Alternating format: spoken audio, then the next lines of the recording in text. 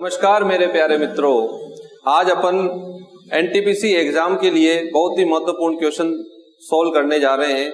जो NTPC exam 2017 में जो एनटीपीसी परीक्षा हुई थी उसमें सीबीटी 1 में जो क्वेश्चन आए थे उनको अपन सोल्व करेंगे। अब आप जानते हो कि ये जो क्वेश्चन है वो परीक्षाओं में बहुत ही महत्वपूर्ण है। इन क्वेश्चन से आप लोगों को पता चलता है कि इस परीक्षा जिसकी आप तैयारी कर रहे हो उसमें किस प्रकार के क्वेश्चन आते हैं और क्वेश्चन का लेवल जो है वह क्या रहता है। तो अपन उन्हीं क्वेश्चन को सोल्व करेंगे जो एनटीपीसी की एग्जाम में पहले क्वेश्चन आ चुका है। तो आइए शुरू करते हैं। स्क्रीन पर आपको सबसे पहला क्वेश्चन दिख गया होगा जो कि बहुत ही सिंपल क्वेश्चन आया था एनटीपीसी के एग्जाम में। तो सबसे पहला क्वेश्चन आपको स्क्रीन पर दिख रहा होगा। सबसे पहला क्वेश्चन है संख्याएं दे रखी है आपको। एक तो दे रखी है 3 रूट 5, एक दे रखी है 2 रूट 8 और एक दे रखी है 4 रूट 6। इनको आपको घटते हुए क्रम में व्यवस्थित करना है और ऑप्शन में चेक करना है। 4 ऑप्शन दिए हुए हैं आपको। चारों ऑप्शन में कौन सा ऑप्शन जो है उसमें घटते हुए क्रम में ये संख्याएं जमी हुई है उसको आपको राइट करना है। तो देखो इनको घटते हुए क्रम में कैसे व्यवस्थित किया जाएगा। अपन ने क्या किया, इन संख्याओं को कुछ इस प्रकार बनाया। देखो मैं यदि इस 3 को रूट के अंदर लेके जाऊंगा तो किस प्रकार जाएगा। रूट 5 था पहले, अब इस 3 को भी इस रूट के अंदर लेके जाऊंगा तो 3 का स्क्वायर जाएगा मतलब 9 जाएगा। ठीक है, उसी तरह इस 2 को रूट के अंदर लेके जाएंगे तो 2 का स्क्वायर जाएगा मतलब रूट के अंदर क्या क्या हो जाएगा, 8 इंटू कितना हो जाएगा, 4 हो जाएगा। इसी तरह इस 4 को अपन रूट के अंदर लेके जाएंगे इस वाली संख्या में तो कितना हो जाएगा, 4 को अंदर लेके जाएंगे तो 16 बनेगा तो 6 इंटू 16 हो जाएगा। अब सभी रूट के अंदर हो गई। अब गुणा कर लो। रूट इंटू 9 इंटू 5 कितना होता है, 45। ये कितना होता है, 32 और ये कितना होगा, 96। ये कितना हो जाएगा, 96 हो जाएगा। अब अपन इनको किस क्रम में जमा रहे हैं, घटते हुए क्रम में। घटते हुए क्रम में क्या होगा कि सबसे बड़ी लिखेंगे, फिर उससे छोटी लिखेंगे, फिर उससे छोटी लिखेंगे। देखो घटता हुआ क्रम जो होगा किस प्रकार होगा। अब सब रूट के अंदर है, सबकी पावर सेम है तो अपन को संख्याओं से मतलब है कि संख्या जो बड़ी है उसको पहले लिख दो, उससे छोटी फिर बाद में लिख दो, फिर उस सबसे छोटी लिख दो। तो सबसे बड़ी कौन सी दिख रही है, रूट 96 तो उसको लिख दो। फिर सबसे छोटी कौन सी दिख रही है, रूट 45 उसको लिख दो। और फिर उसके बाद में सबसे छोटी कौन सी दिख रही है, रूट 32 उसको लिख दो। अब देखो रूट 96 किस पर आया था, इस पर। रूट 2 रूट 8 पर क्या आया था, 32 आया था। और 3 रूट 5 पर कितना आया था, 45 आया था। तो क्रम किस प्रकार जमेगा, ऑप्शन में देख लो। सबसे पहले आना चाहिए 4 रूट 6, फिर उसके बाद आना चाहिए 3 रूट 5, फिर उसके बाद आना चाहिए 2 रूट 8 आना चाहिए। सबसे फर्स्ट नंबर पर ये आएगा, फिर सेकंड नंबर पर ये आ जाएगा और थर्ड नंबर पर ये आ जाएगा। और यही ऑप्शन में अपन को दिख रहा है। कौन से ऑप्शन में दिख रहा है, ऑप्शन नंबर सी। आपको ऑप्शन दिख रहा होगा, ऑप्शन नंबर सी में ये वाला क्रम जम रहा है। पहले नंबर पे ये, दूसरे नंबर पे ये, तीसरे नंबर पे, मतलब ऑप्शन नंबर सी है जो है इस क्वेश्चन का करेक्ट आंसर है। आइए नेक्स्ट क्वेश्चन की ओर बढ़ते हैं। नेक्स्ट क्वेश्चन आपको इस स्क्रीन पे दिख गया होगा। नेक्स्ट क्वेश्चन में आपको दिया गया है कि निम्नलिखित में से, मतलब 4 ऑप्शन है, उनमें से शांत दशमलव प्रसार किसका है। शांत दशमलव प्रसार, अब आप जानते होंगे शांत दशमलव प्रसार क्या होता है। शांत दशमलव प्रसार वह होता है जिसमें पॉइंट के बाद, मतलब दशमलव के बाद संख्याओं की पुनरावृत्ति नहीं होती है। कुछ संख्याओं के बाद वो भाग खत्म हो जाता है, वो प्रसार खत्म हो जाता है, तो वह जो प्रसार होता है वो शांत होता है। अशांत में क्या होता है, दशमलव के बाद भी संख्याओं की लगातार पुनरावृत्ति होती जाती है और वह अनंत तक चलती जाती है। बार बार वही संख्या रिपीट होती है। जैसे 10 में 3 का भाग देंगे तो 3.33333 इस तरह से चलता जाएगा। मतलब ये जो प्रसार है वो अशांत है। तो इसी प्रकार आपको 4 ऑप्शन दिए गए हैं। पहला ऑप्शन दिया गया है इस क्वेश्चन में 1/6, दूसरा दिया गया है 17/25 और तीसरा दिया गया है 10/3 और चौथा ऑप्शन आपको दिया गया है 1/11। अब देखो 6 में 10 मतलब इसमें 1/6 है, 6 का भाग 1 में लगाओगे नहीं जाएगा, कितनी पॉइंट लगा दिया, पॉइंट लगाते 10 बन गया, एक बार चला गया 4 बचा, 0 लग जाएगी, 6 छंग 36। अब 4 का रिपीटिशन बार बार होगा, 4 का रिपीटिशन बार बार होगा, तो ये जो प्रसार है ये दशमलव के बाद चलता जाएगा, मतलब ये वाला अपना आंसर नहीं हो सकता। अब चारों ऑप्शन को चेक करना है आपको, जहां पे अपना आंसर मिल जाए उसी को करेक्ट कर देंगे, आगे वाले को क्यों चेक करेंगे।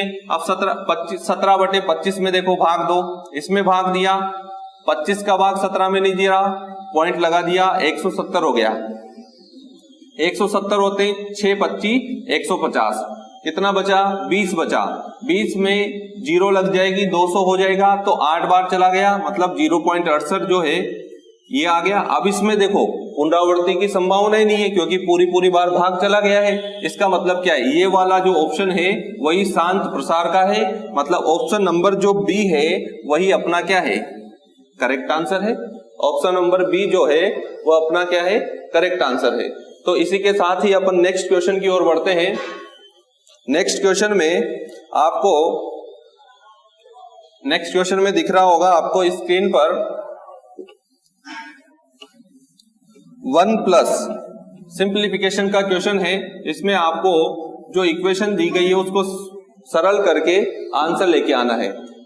देखो कैसे करेंगे, आपको क्वेश्चन दिया गया है 1+ फिर बड़ा कोष्टक फिर छोटा कोष्टक p² बाई p+6 फिर बंद है, फिर इस तरह से है, ठीक है। फिर आपको दे रखा है प्लस, इस तरह से दे रखा है, फिर यहां पे प्लस लगा दिया, इसको चालू कर दिया, 6p/p+6 इस तरह से बंद है, ठीक है, और ये पूरा का पूरा कोष्टक बंद कर दिया। अब इसको सिंपल करना है, सिंपल करने के लिए अपन ने क्या किया, देखो p²/p/6 है, इसको ऐसे लिख सकता हूं मैं 1+ p²/p+6 प्लस 6p/p+6 इस तरह से लिख दिया। दोनों संख्याओं में क्या लसा आ रहा है, p+6 लसा आ रहा है, ले लिया, तो इधर क्या बचेगा p², इधर क्या बचेगा 6p, ये अंदर और 1+ आगे था, लिख दिया। देखो इन दोनों में क्या कॉमन आ रहा है, ऊपर वाली संख्याओं में p कॉमन आ रहा है, तो p ले लो कॉमन, तो ये कोष्टक के अंदर अपन ने यहाँ पे p कॉमन ले लिया, p कॉमन लेते ही आगे क्या बचा p, इधर क्या बचा 6, तो p × p+6 बन गया, इधर क्या बनेगा p+6। अब देखो इससे तो ये कट गया, इससे तो ये कट गया, ऑप्शन यहाँ पे क्या था, प्लस नहीं था, भाग का चिन्ह था, आपको स्क्रीन पे दिख रहा होगा भाग का चिन्ह है, थोड़ा क्लियर देखना पड़ेगा। अब देखो यहाँ पे क्या बना, सिर्फ p बना, और इधर क्या बना 1, तो ये क्या हो जाएगा 1/p। अब 1/p ऑप्शन में कौन से में आ रहा है, ए वाले ऑप्शन में आ रहा है, मतलब ए वाला ऑप्शन है वही अपना करेक्ट आंसर है। अब अपन नेक्स्ट क्वेश्चन की ओर बढ़ते हैं। नेक्स्ट क्वेश्चन में क्या है,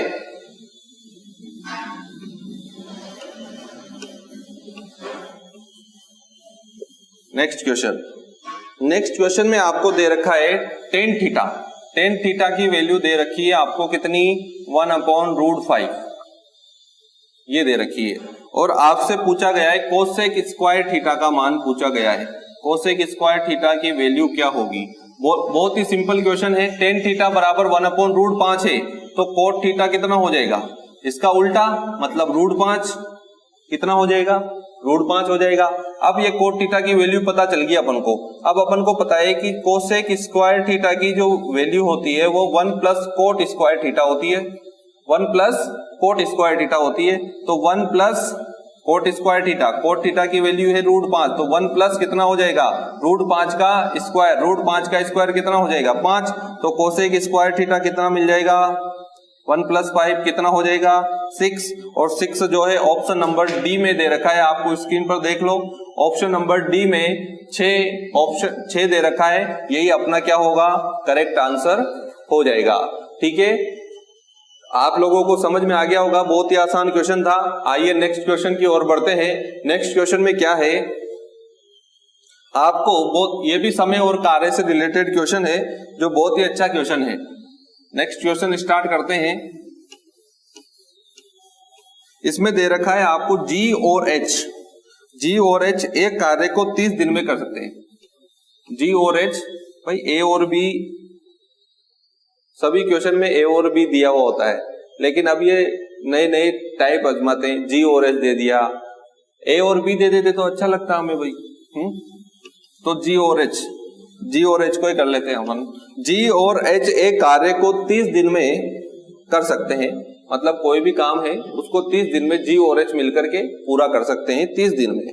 यदि H अकेला 50 दिनों में कर सकता है तो G अकेला इसे कितने दिनों में पूरा करेगा। देखो G और G प्लस H आपको दिया गया है 30, तो G प्लस H दोनों मिलकर के 30 दिनों में काम करेंगे, तो एक दिन का काम कितना होगा इनका 1/30 हो जाएगा। और आपको H जो दिया गया है, H अकेला उस काम को कितने दिन में कर रहा है 50 दिन में, तो H का एक दिन का काम कितना हो जाएगा 1/50 हो जाएगा। अब देखो H का ये क्या है, G जो है वो G का एक दिन का काम है, H क्या है H का एक दिन का काम है, और ये दोनों का मिलाकर के एक दिन का काम कितना हो गया 1/30 हो गया। अब H का एक दिन का काम तो 1/50 है, तो यहाँ पे रख दो, तो G की वैल्यू आ जाएगी 1/50 बराबर 1/30, माइनस हो जाएगा, तो G बराबर 1/30 माइनस 1/50। देखो लसा ले लो, इनमें लसा क्या आ रहा है, सिंपल सी बात है, 150 लसा आएगा, 5 बार जाएगा तो 5, ये कितने बार जाएगा 3 बार, 3 5 माइनस 3 कितना हो जाता है 2/150 मीन्स 1/75, ये हो गया। अब ये G की वैल्यू आपको पता चल गई कि G जो है G का एक दिन का काम कितना है 1/75 है, मतलब एक दिन में 1/75 भाग काम करेगा, तो पूरा काम कितने दिनों में करेगा, तो सिंपल सी बात है, नीचे वाला अपना आंसर होता है 75 दिनों में करेगा, तो आंसर कितना आ जाएगा 75 दिन। ऑप्शन नंबर जो है ए, ऑप्शन नंबर ए में 75 दे रखा है, यही अपना करेक्ट आंसर हो जाएगा। ठीक है, तो इस क्वेश्चन का आंसर जो होगा ऑप्शन नंबर ए होगा, वो करेक्ट आंसर है। नेक्स्ट क्वेश्चन की ओर बढ़ते हैं। नेक्स्ट क्वेश्चन में क्या है, आपको 2 प्रकार के चावल जो दे रखे हैं, दिया गया है कि 2 प्रकार के चावल A और B जिनके दाम क्रमशः 210 रुपए प्रति किलो और 280 रुपए प्रति किलो है, इनको 3:4 के अनुपात में मिश्रित किया गया। 3:4 के अनुपात में इनको मिश्रित करके 260 रुपए प्रति किलो के भाव से बेच दिया गया। तो आपसे पूछा गया है कि जो लाभ है वो कितने प्रतिशत हुआ। देखो बहुत ही अच्छा क्वेश्चन है और सभी एग्जाम में आता रहता है, प्रॉफिट एंड लॉस से है, लेकिन इसमें मिश्रण भी है। तो अपन मेथड 2 सीखेंगे, इसके 2 मेथड हैं। एक तो बेसिकली जो अपन यूज करते हैं वह है, देखो 210 रुपए किलो का था एक चावल, तो पहले प्रकार का चावल 210 रुपए किलो, दूसरे प्रकार का चावल 280 रुपए किलो। ठीक है, 2 प्रकार के चावल थे, 210 रुपए किलो, 280 रुपए किलो, और इन दोनों को मिलाया उसने कितने अनुपात में 3:4 के अनुपात में मिला दिया। 3:4 के अनुपात में मिलाया है। अब सोचो, यदि मैं सोचूं कि पहले वाले को 3 किलो लिया होगा और दूसरे वाले को 4 किलो लिया होगा, तो टोटल मिश्रण जो है वो 7 किलो बना होगा। अब देखो पहले वाला 3 किलो लिया, अपन ने मान लिया कि पहले वाला 3 किलो, दूसरे वाला 4 किलो, तो हो गया ना 3:4। अब पहले वाला 3 किलो लिया है तो 3 किलो में खर्चा कितना आया होगा 21 तिया 63, मतलब 630 रुपए का। पहले वाले में खर्चा कितने का आ गया 630 रुपए का। इसी तरह दूसरे वाले में खर्चा कितने का आ गया 4 किलो मिलाया उसने, 4 किलो 1 किलो 280 रुपए का, तो 4 किलो कितने का हो गया 28 इंटू 4 करेंगे तो कितना आ जाएगा 2, 3 बचा, 4 दूनी 8 और 3 11, मतलब 1120 रुपए। दूसरे वाले में खर्च हो गया कितना 1120 रुपए। अब दोनों मिल गए, दोनों मिला दिए, मतलब दोनों मिलाने के बाद टोटल मिश्रण बना 7 केजी। कितना बना 4 और 3 7 केजी मिश्रण हो गया। अब 7 केजी मिश्रण में आपसे पूछे कि कुल खर्च कितना आया होगा, मतलब कुल सीपी कितना होगा, तो देखो जोड़ लो, दोनों को जोड़ेंगे तो कितना आ जाएगा बताओ 1120 में 630 जोड़ेंगे तो कितना आ जाएगा 1750। कितना आ जाएगा 1750। ये 7 किलो मिश्रण उसके इतने का पड़ा 1750 रुपए का। अब देखो उसने बेचा किस भाव से, बेचा तो उसने 260 रुपए प्रति किलो के हिसाब से बेचा है। अब 260 रुपए प्रति किलो ये तो हो गया सीपी, ठीक है। अब एसपी में क्या है कि उसने 7 किलो मिश्रण बेचा होगा, 7 किलो बनाए तो 7 किलो बेचेगा, और 1 किलो कितने का बेचा 260 रुपए प्रति किलो का बेचा। तो 7 किलो का जो मिश्रण का 7 केजी मिश्रण का एसपी कितना होगा 7 इंटू 260 हो जाएगा, क्योंकि 1 किलो 260 में बेचा तो 7 किलो कितने में बेचेगा 7 इंटू 260। कितना आ जाएगा 0 4 7 42 का 2 हासिल का 4, 7 दूनी 14 और 4 18, मतलब 1820 रुपए में उसने बेचा है। अब देखो प्रॉफिट अपन को क्या ज्ञात करना है, लाभ प्रतिशत ज्ञात करना है। क्या ज्ञात करना है, लाभ प्रतिशत ज्ञात करना है। खरीदा 750 में, बेच दिया 1820 में, तो कितने का लाभ हुआ होगा, तो कितने का लाभ हुआ 50 तो ये हो गए, 20 ये हो गए, मतलब 70 रुपए का लाभ हुआ है। करे मूल्य पर अपन निकालते हैं तो 1750 इंटू 100 कर देंगे, आंसर आ जाएगा 0 से 0 कट गई, 7 से कट रहा है क्या 1 7 7, 2 7 14 कट रहा है, 2 7 14, 3 बचा, 5 7 35, 25 से ये 4 बार, मतलब आंसर कितना आ जाएगा 4% का क्या होगा उसको लाभ होगा। ठीक है, तो ऑप्शन में डी में ये वाला आंसर दे रखा है, तो ऑप्शन नंबर डी जो होगा वो अपना करेक्ट आंसर होगा। नेक्स्ट क्वेश्चन करते हैं। नेक्स्ट क्वेश्चन में क्या है, आपको नेक्स्ट क्वेश्चन में दिया गया है, स्क्रीन पर दिख रहा होगा कि 7 मीटर त्रिज्या के वृत्ताकार भूमि के चारों ओर 3.5 मीटर चौड़ा रास्ता बनाया गया है। आपको रास्ते का क्षेत्रफल ज्ञात करना है, मार्ग का क्षेत्रफल ज्ञात करना है। सीधी सी बात है, मार्ग का क्षेत्रफल ज्ञात करना है तो बड़े वाला 2 वृत्त बनेंगे इस प्रकार से। ये वृत्ताकार मार्ग था, ठीक है, ये वृत्ताकार पथ है, सॉरी वृत्ताकार मैदान है, और इसमें अपन ने इस प्रकार से 3.5 मीटर चौड़ा रास्ता बना दिया। ठीक है, अब देखो इसकी जो त्रिज्या थी 7 मीटर थी, वृत्ताकार मैदान की त्रिज्या दे रखी है 7 मीटर, और इस मार्ग की चौड़ाई दे रखी है 3.5 मीटर। ठीक है, अब मैं 2 वृत्त बन गए, एक तो बड़ा वाला और एक छोटा वाला। अब देखो इस बड़े वाले वृत्त के क्षेत्रफल में से इस छोटे वाले वृत्त के क्षेत्रफल को घटा दूं तो ये जो रास्ता है इसका क्षेत्रफल मिल जाएगा। अब बड़े वाले वृत्त की त्रिज्या कितनी होगी, यहां से यहां तक 7, ये 3.5, तो कितना हो जाएगा 10.5, तो घटा देते हैं। बड़े वाले वृत्त का क्षेत्रफल कितना आ जाएगा पाई आर स्क्वायर, मतलब पाई इंटू 7 और 3.5 कितना हो जाएगा 10.5 का स्क्वायर। ये तो बड़े वाले वृत्त का क्षेत्रफल हो गया।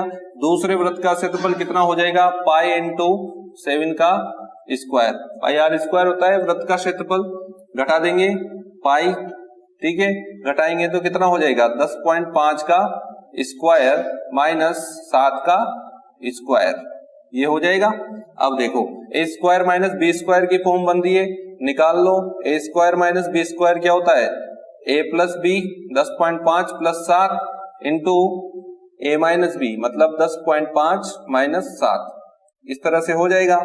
अब पाई का मान रख देते हैं 22/7, 10.5 प्लस 7 कितना हो जाएगा 17.5, और इधर कितना हो जाएगा 10.5 में से 7 घटाएंगे तो कितना बचेगा 3.5 बचेगा। इससे ये 2 बार कट जाएगा, 2 से ये 11 बार कट जाएगा।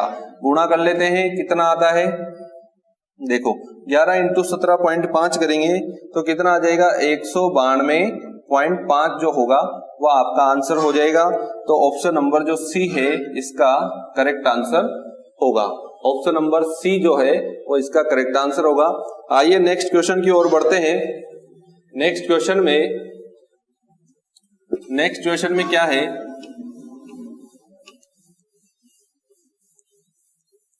नेक्स्ट क्वेश्चन में दे रखा है कि किसी जमा राशि पर 8% प्रति वार्षिक दर से 8 वर्ष का साधारण ब्याज 16,000 रुपए है। उसी राशि पर इसी दर के 1/4 दर से 2 वर्ष का चक्रवृद्धि ब्याज क्या होगा। इस दर के मतलब 8% की 1/4 दर से 2 वर्ष का चक्रवृद्धि ब्याज आपको पूछा है। देखो दर आपको पता है लेकिन आपको इसमें मूलधन का पता नहीं है, तो पहली जो लाइन दे रखी है वो प्रिंसिपल मतलब मूलधन निकालने के लिए दे रखी है। पहली लाइन में दे रखा है कि किसी जमा राशि पर 8% वार्षिक दर से 8 वर्ष का जो साधारण ब्याज है वो 16,000 रुपए है। आपको पता है कि एसआई जो होता है P into R into T upon 100 होता है, ठीक है, P into R into T upon 100 होता है।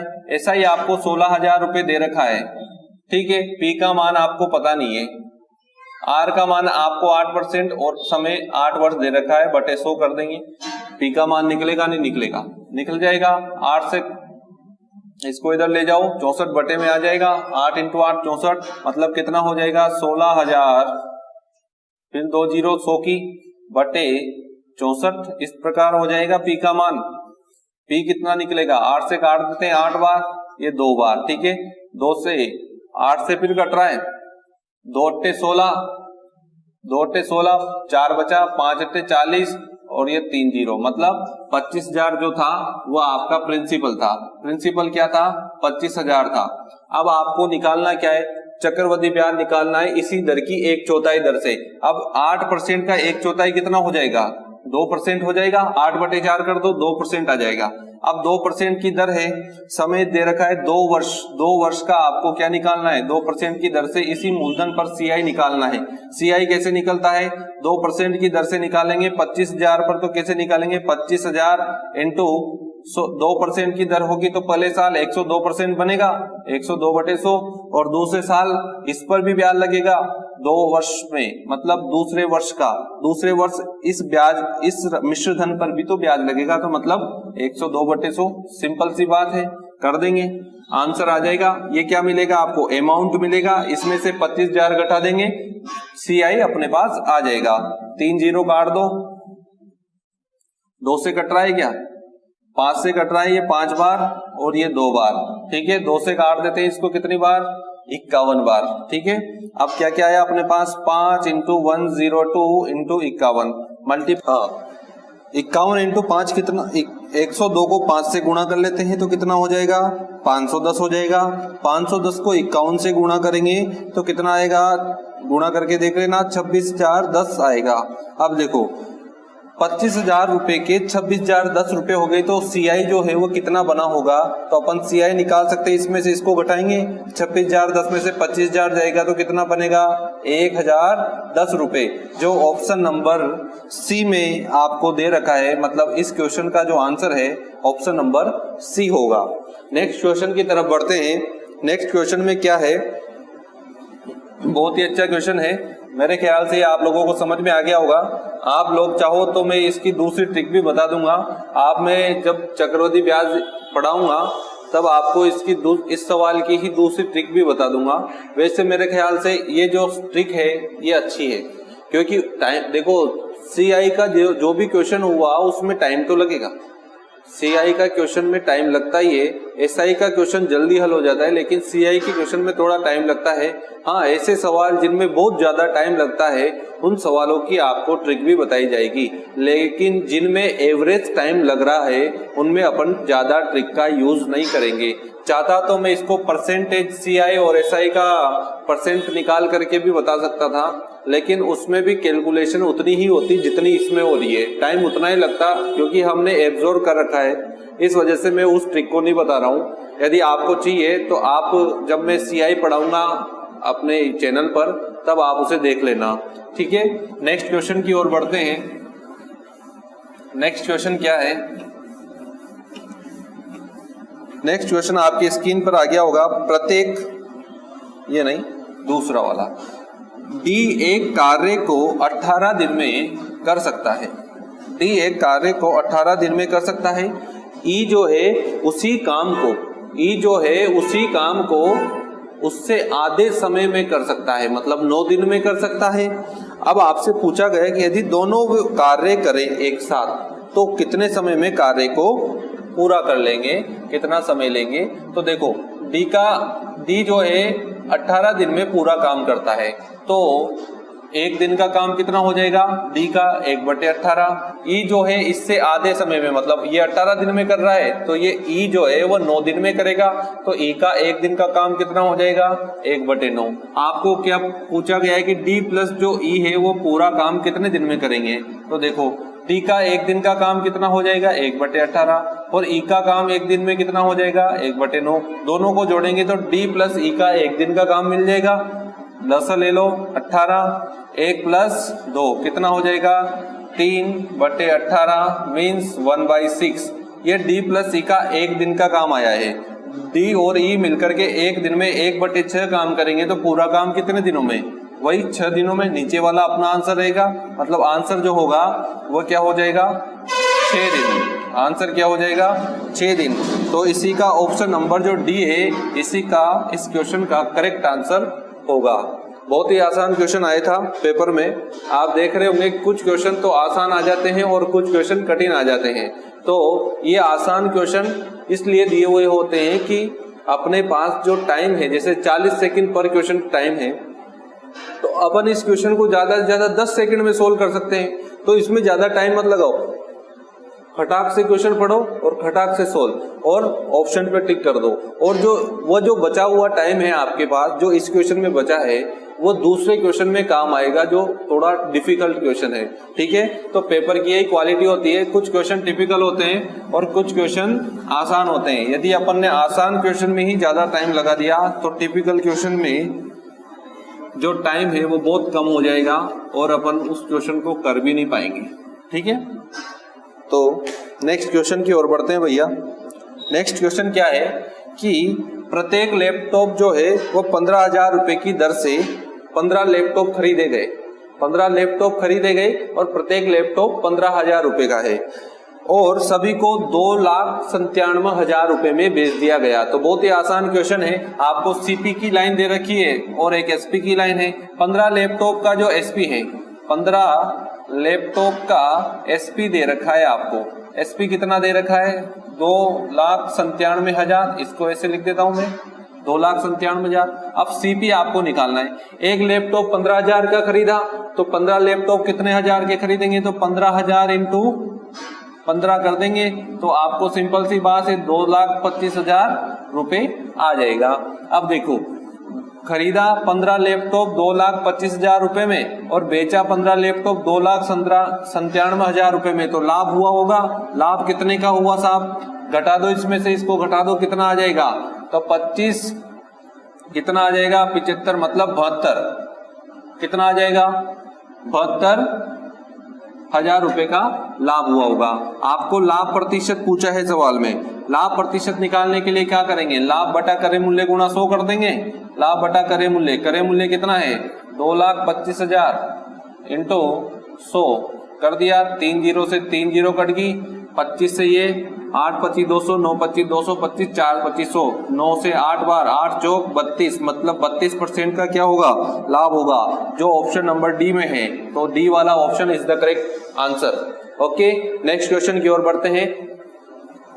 इसको क्लियर करके नेक्स्ट क्वेश्चन की ओर बढ़ते हैं। नेक्स्ट क्वेश्चन आपको स्क्रीन पर दिख गया होगा। नेक्स्ट क्वेश्चन में दे रखा है, कोई धनराशि 8% वार्षिक चक्रवृद्धि ब्याज की दर पर जमा की जाती है। यदि पहले वर्ष का ब्याज 72 रुपए हो तो दूसरे वर्ष का आपको ब्याज ज्ञात करना है। बहुत ही आसान क्वेश्चन है। देखो, पहले वर्ष का चक्रवृद्धि ब्याज और पहले वर्ष का साधारण ब्याज दोनों समान होते हैं।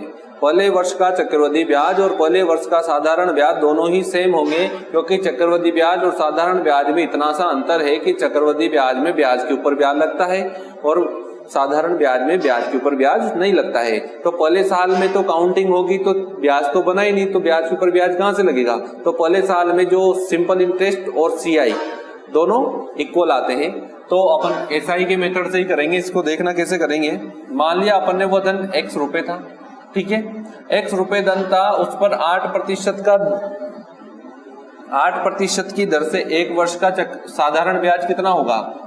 पहले साल का ब्याज दे रखा है 72 रुपए, तो जो 72 रुपए के बराबर कर देंगे तो ये x मूलधन मान लिया और 8% समय 1/100 ये जो है वो 72 के बराबर है, क्योंकि सिंपल इंटरेस्ट और CI बराबर है तो अपन सिंपल इंटरेस्ट लगा सकते हैं। यहाँ पे लगा दिया, देखो ये 72 इधर चल जाएगा, ये 9 बार कट जाएगा, मतलब x जो है वो 900 है।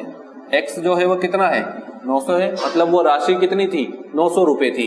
अब 900 रुपए पर 900 रुपए की जो राशि है उस पर दूसरे वर्ष चक्रवृद्धि ब्याज कितना मिला होगा। पहले वर्ष का दे रखा है 72 रुपए मिल गया, अब दूसरे वर्ष कितना मिला होगा। केवल दूसरे वर्ष, 2 वर्षों का नहीं, केवल दूसरे वर्ष आपको पूछा है। तो दूसरे वर्ष देखो, पहले वर्ष चक्रवृद्धि ब्याज है तो 900 रुपए तो राशि थी और पहले वर्ष का 72 रुपए, तो अब जो मूलधन हो जाएगा दूसरे वर्ष के लिए वो कितना हो जाएगा, मूलधन कितना हो जाएगा, नया मूलधन 972 रुपए। अब ब्याज 972 रुपए पे लगेगा, दर कितनी है 8% की, समय कितना, वही 1 साल अपॉन 100 कर देंगे, आंसर आ जाएगा अपना। 8 से गुणा करेंगे तो कितना आ जाएगा, 2 8 16 का 6, 6 8 48, 7 8 56 और 1 57 का 7 हासिल का 5, 9 8 72 और 5 कितना होता है 77, यही आएगा अपॉन 100। 2 अंक छोड़ के दशमलव लग जाएगी, मतलब 77.76 ये जो होगा आपका करेक्ट आंसर होगा। और ये ऑप्शन नंबर सी में दे रखा है, मतलब सी जो ऑप्शन है वो आपका करेक्ट आंसर है। ठीक है, तो थोड़ी सी कैलकुलेशन भी पास करनी पड़ेगी। तो कैलकुलेशन के लिए तो आपको पता ही है क्या करना होता है, प्रैक्टिस से प्रैक्टिस, बार बार प्रैक्टिस करोगे, बार बार यदि कैलकुलेटर, आप बहुत से लड़के क्या करते हैं कि कैलकुलेटर लेके बैठते हैं सॉल्यूशन करने, वो उनको मेथड तो पता है तो वो क्या करते हैं कैलकुलेटर से सोल्व कर करके जल्दी जल्दी क्वेश्चन सोल्व कर लेते हैं और सोचते हैं कि अपन ने आज 100 क्वेश्चन सोल्व कर लिए साहब। लेकिन जब वो पेपर में जाते हैं तो उनका पेपर छूट जाता है, उनको आते हुए भी वो पेपर छूट जाता है, क्योंकि उन्होंने क्या किया, कैलकुलेशन पर तो जोर ही नहीं दिया। तो आपसे मैं ये कह रहा हूँ कि ये गलती आप ना करें, कैलकुलेशन को भी फोकस करें, क्योंकि गणित में सबसे ज्यादा कैलकुलेशन ही है। जिसको गुणा भाग करना ही नहीं आया तो वो आगे मैथ में क्या बढ़ेगा। ठीक है, तो थोड़ा सा स्पीड बढ़ाना पड़ेगा। नेक्स्ट क्वेश्चन की ओर बढ़ते हैं। नेक्स्ट क्वेश्चन स्क्रीन पर आपको दिख रहा होगा, उसमें दिया गया है x अनुपात 3/7 समानुपात 7/9 अनुपात 5/9। आपको x की वैल्यू ज्ञात करनी है।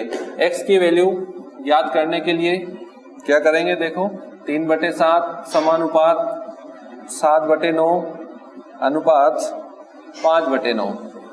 x की वैल्यू ज्ञात करनी है तो क्या होगा, देखो ये दोनों बटे में रहेंगे तो वज्र गुणन के मल्टीप्लाई होगा, तो इन दोनों को मल्टीप्लाई करके इसका भाग देना है जिसमें x का मान आ जाएगा। आपने समानुपात पढ़ा होगा तब पता चला होगा, और नहीं पढ़ा है तो जब मैं पढ़ाऊंगा तब पढ़ना, बहुत अच्छे से समझ में आ जाएगा अनुपात और समानुपात। ठीक है, तो दोनों को मल्टीप्लाई करेंगे तो 3/7 इंटू 7/9 अपॉन 5/9 इस तरह से बनेगा x का। 7 से 7 कट गया तो x बराबर 3/9 बटे 5/9 इक्वल कितना हो जाएगा 9/5 means 3/5 is the correct answer.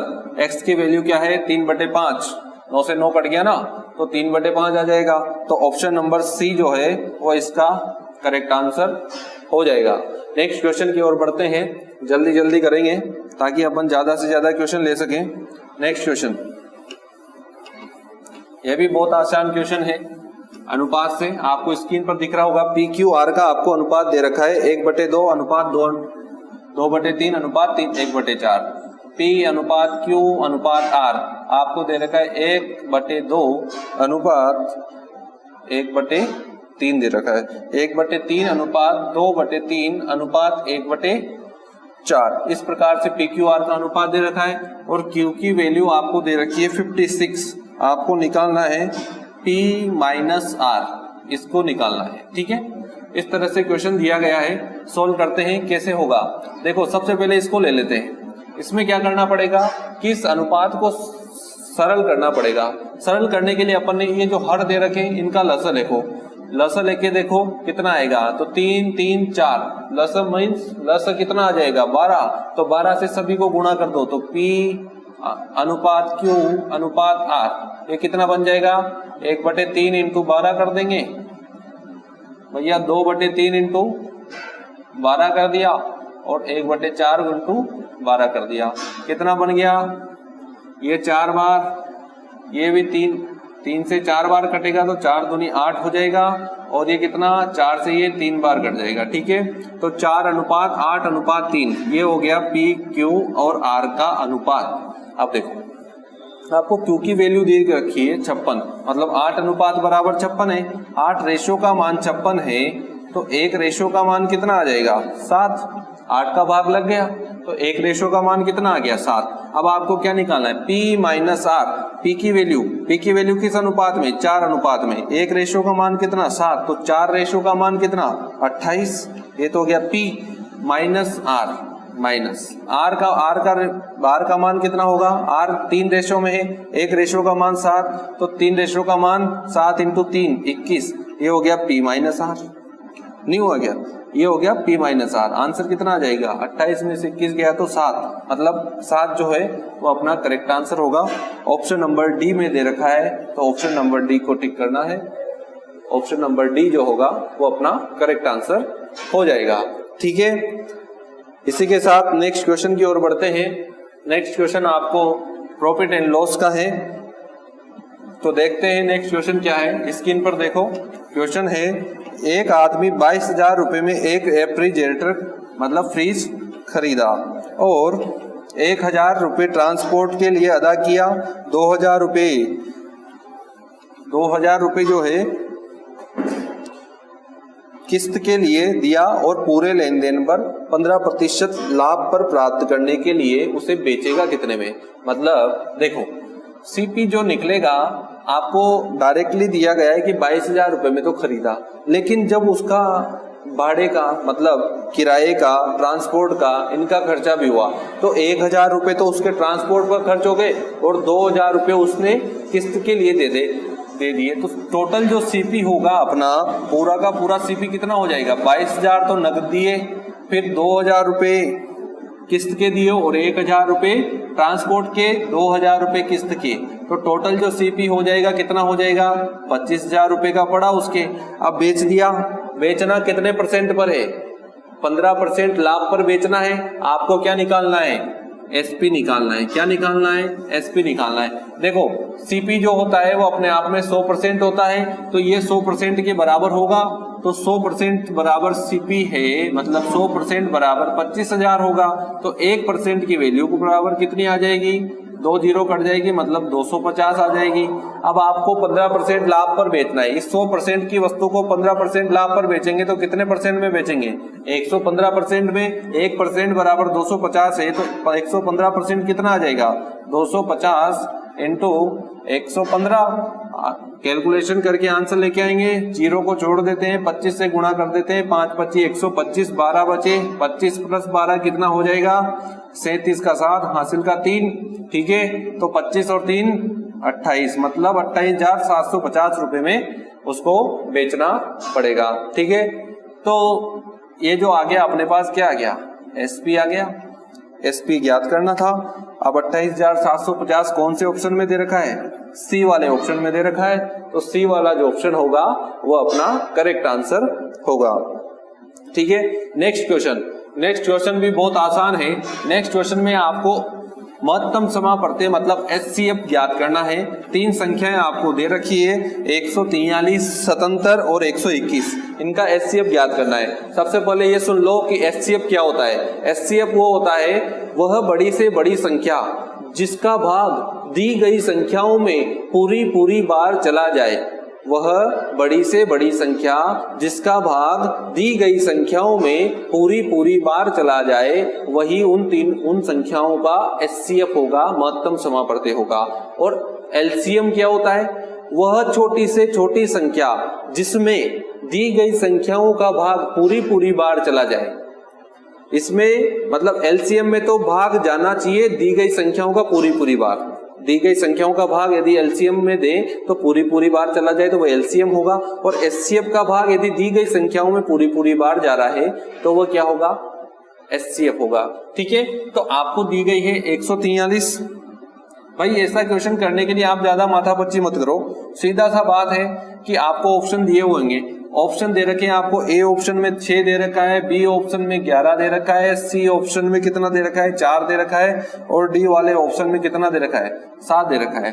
अब एचसीएफ की डेफिनेशन अपन को पता है कि भाई वह बड़ी से बड़ी संख्या जिसका दी गई संख्याओं में पूरी बाहर भाग चला जाए, मतलब इनका एचसीएफ जो होगा वो इन्हीं में से चारों में से कोई एक है, लेकिन कौन सा है वो ज्ञात करने के लिए कैसे पता करें, तो आपको पता है कि एचसीएफ का भाग इनमें पूरी बार जाएगा, तो ऐसी कौन सी संख्या है जिसका भाग पूरी बार जा रहा है, देख लो, देखो 4 का भाग देके देख लो, जा रहा है क्या स्वतंत्र में, नहीं जाएगा। 7 का भाग देके देख लो, इसमें जा रहा है, इसमें जा रहा है क्या, 1 7 7, कितना बचा 5 बचा, नहीं जा रहा। इधर देख लो, इसमें भी नहीं जा रहा, मतलब ये वाला तो नहीं होगा, ये वाला भी नहीं होगा। 11 का भाग 121 में जा रहा है, लेकिन 11 का भाग 133 में भी जा रहा है, और 11 का भाग इसमें भी जा रहा है, स्वतंत्र में भी जा रहा है, तो 11 हो सकता है अपना आंसर हो। अभी तक अपन को पता नहीं है, लेकिन 11 का भाग 121 में जा रहा है, 11 का भाग इसमें भी जा रहा है 7 बार, और 11 का भाग इसमें देंगे तो 1 11 11, 3 बचा, 3 11 33, मतलब इसमें भी जा रहा है। अब देखो ए जो है, ए 6 है, 6 का भाग इसमें जाता है क्या, नहीं जाता, मतलब ये भी नहीं होगा। अब अपन ने चारों ऑप्शन चेक कर लिए जिसमें इसी संख्या का भाग तीनों में जा रहा है, मतलब ये वाला जो आंसर है वही अपना करेक्ट आंसर होगा, तो ऑप्शन नंबर बी जो है करेक्ट आंसर हो जाएगा। तो देखो एचसीएफ निकालने का तरीका आपको गुणनखंड करके भी कर सकते हो, लेकिन पेपर में उसको करने बैठोगे तो कितना टाइम लग जाएगा, 3 के गुणनखंड निकालो, उनको सोल्व करो, फिर जाके आंसर। लेकिन इनमें 4 ऑप्शन चेक करने हैं, हो सकता है पहले दूसरे ऑप्शन में आपका आंसर आ जाए तो टिक कर देना, कोई दिक्कत नहीं है, ठीक है। नेक्स्ट क्वेश्चन में आपको दे रखा है एक निश्चित धन राशि P का R% वार्षिक दर पर साधारण ब्याज P का 9/16 भाग है, मतलब कोई मूलधन है P, उसका 9/16 भाग जो है वो ब्याज मिल रहा है, साधारण ब्याज, और R% की वार्षिक दर पर मिल रहा है, ठीक है। यदि R जो है मतलब रेट जो है वर्षों की संख्या n के बराबर हो, मतलब R = n दे रखा है आपको, तो आपसे पूछा n का मान क्या होगा, n मतलब वर्षों की संख्या। देखो आपको पहली बात तो दे रखी है कि P जो है वो क्या है, मूलधन है, पहला P, और इस पर जो SI मिल रहा है वो P का 9/16 भाग मिल रहा है, मतलब P × 9/16, वो सिंपल इंटरेस्ट मिल रहा है। आपको रेट जो दे रखी है R% की दे रखी है। दूसरी बात आपको क्या दे रखी है, R% जो है वो n के बराबर है, और n यहाँ पर क्या है, वर्ष, n यहाँ पर क्या है, वर्ष है, मतलब R% = n दे रखा है। ये तो गिवन है आपको क्वेश्चन में, समझना है आपको क्वेश्चन को, ठीक है। अब देखो SI क्या होता है, SI क्या होता है, P × R × T/100, ये होता है।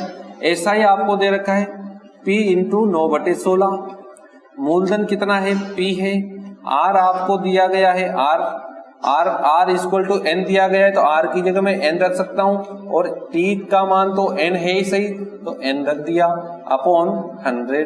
देखो P से P कट जाएगा, ठीक है, 900 वज्र गुणन 900/16 n × n स्क्वायर, तो n की वैल्यू कितनी आ जाएगी बताओ, वर्गमूल कर देंगे तो कितना आ जाएगा, 30/4, 30/4 मतलब कितना हो जाएगा, 7.5। तो ऑप्शन नंबर जो सी है इस क्वेश्चन में वो आपका करेक्ट आंसर हो जाएगा। नेक्स्ट क्वेश्चन की ओर बढ़ते हैं, बहुत ही आसान क्वेश्चन है। नेक्स्ट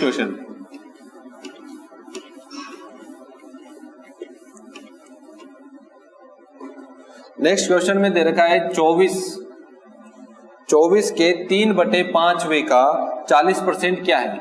तो 24 का 3/5 कितना हो जाएगा, 24 × 3/5, इसका 40% कितना हो जाएगा, 40/100। ये लो आंसर निकालो कैलकुलेशन करके।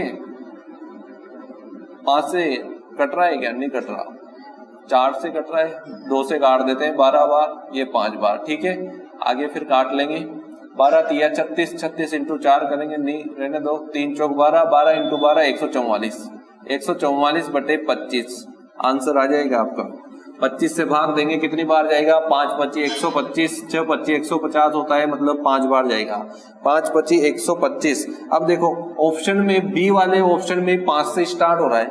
देख लो पहला ऑप्शन दे रखा है 14.4, दूसरा ऑप्शन दे रखा है 5.76, तीसरा दे रखा है 7.2 और चौथा दे रखा है 9.6। आंसर अपना 5 से स्टार्ट हो रहा है, मतलब बी वाला option is the correct answer, मतलब 5.76 बार भाग जाएगा और ये ऑप्शन नंबर बी है, ये अपना करेक्ट आंसर है।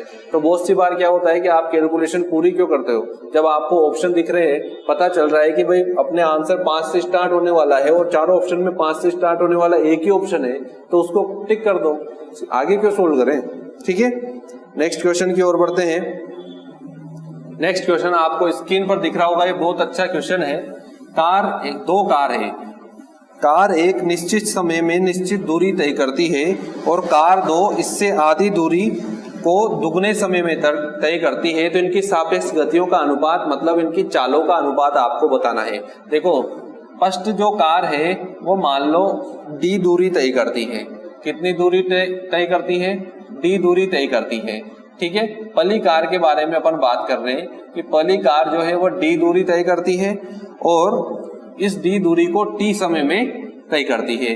और दूसरी कार के बारे में आपको दिया गया है कि दूसरी कार इससे आधी दूरी, मतलब d/2 दूरी को इससे दुगने समय में, मतलब आधी दूरी को इससे दुगने समय मतलब 2t में तय करती है। ठीक है, तो पहली कार की जो चाल होगी v1 वो कितनी हो जाएगी बताओ, चाल बराबर दूरी बटा समय, दूरी d तय करी, समय t लगाया तो d/t। दूसरी कार की चाल v2 मान ली तो v2 बराबर कितना हो जाएगा, देखो दूरी तो हो गई इसकी d/2 और ये हो गया समय 2t, तो यहां से मिल जाएगा d/4t। अब आपको क्या निकालना है, अनुपात निकालना है इनकी गतियों का, मतलब v1 अनुपात v2 निकालना है, तो निकाल लो d/t अनुपात d/4t। ये कट गए तो क्या बना 1 अनुपात 1/4। सोल्व करेंगे तो कितना आ जाएगा 4 अनुपात 1, ये अपना आंसर हो जाएगा। तो ऑप्शन नंबर जो डी जो दे रखा है इसमें 4 अनुपात 1 है, यही अपना करेक्ट आंसर होगा। नेक्स्ट क्वेश्चन की ओर बढ़ते हैं। एक छात्र के जो अंक है उसमें 25% की वृद्धि कर दी गई, तो उसके टेस्ट परीक्षण में उसका स्कोर कितना 75 हो गया, तो उसका वास्तविक स्कोर कितना था। बहुत ही आसान क्वेश्चन है। मान लिया उसका वास्तविक स्कोर x था, इस वास्तविक स्कोर x में 25% की वृद्धि, मतलब 5/4 बना दिया, तो 5/4 बनाते कितना हो गया 75 हो गया। तो पहले वाला स्कोर कितना था याद कर लेंगे, 15 बार कटेगा, 4 15 60, मतलब x = 7, तो वास्तविक स्कोर कितना था उसका 60 था। ऑप्शन नंबर ए, इसमें दिख नहीं रहा होगा, 4 ऑप्शन दे रखे, एक तो 60 दे रखा है, एक 50 दे रखा है, एक 70 दे रखा है सी वाले ऑप्शन में, और डी वाले ऑप्शन में 35 दे रखा है। तो पहला वाला जो ऑप्शन होगा वो अपना करेक्ट आंसर हो जाएगा। ठीक है, नेक्स्ट क्वेश्चन स्क्रीन पर आपके सामने आ गया होगा। नेक्स्ट क्वेश्चन में दे रखा है, यदि वितरण 10 8 15 12 के 25 का माध्य 12 दे रखा है। देखो माध्य दे रखा है 12, आपको के का मान पूछा है। माध्य क्या होता है, राशियों का योग बटे राशियों की संख्या। अब राशियों का योग कितना हो जाएगा, जोड़ लो, 10 + 8 + 15 + 12 + के + 25, ये राशियों का योग बटे